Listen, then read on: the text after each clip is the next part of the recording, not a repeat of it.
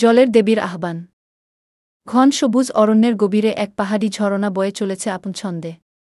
সেই ঝরনার জলে এক রহস্যময়ী রমণী হাতে জল তুলে নিচ্ছেন, যেন প্রকৃতির সঙ্গে কোনো গোপন কথোপকথন করছেন। তার গায়ে রঙিন পোশাক, গলায় বুনো ফুলের মালা, মাথায় পাখির পালক দিয়ে তৈরি এক মুকুট, তিনি যেন কোনো পুরাতন কালের দেবী। লোকেরা বলে তিনি জলদেবী। বছরের এক বিশেষ দিনে, শ্রাবণের পূর্ণিমায়, তিনি আসেন পাহাড়ের গোপন গুহা থেকে। তিনি আসেন প্রকৃতির ভারসাম্য বজায় রাখতে, নদীকে শুদ্ধ করতে, আর হারানো আত্মাদের শান্তি দিতে। সেদিন এক কিশোরী, নাম তার অরণি, অরণ্যে পথ হারিয়ে ফেলেছিল। হঠাৎ সে এই ঝরনার ধারে এসে দাঁড়ায় এবং জলদেবীকে দেখে বিস্ময়ে থমকে যায়। জলদেবী তাকে বলেন, ভয় পাস না, তুমি তো খাঁটি হৃদয়ের।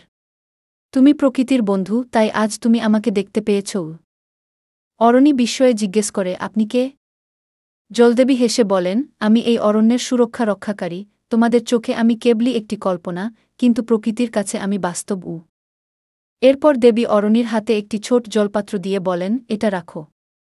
যখনই তুমি পথ হারাবে, যখনই তোমার মনের মধ্যে প্রশ্ন জমবে, এই পাত্রে এক ফোঁটা জল নাও। উত্তর তুমি পেয়ে যাবে গু। বলে তিনি ধীরে ধীরে ঝরনার জলে মিলিয়ে গেলেন, যেন তিনি কোনোদিনই ছিলেন না। সেই দিন থেকে অরণি হয়ে উঠল প্রকৃতির এক সত্যিকারের বন্ধু। সে জানে জলদেবী আছে চোখের আড়ালে, কিন্তু হৃদয়ের গভীরে।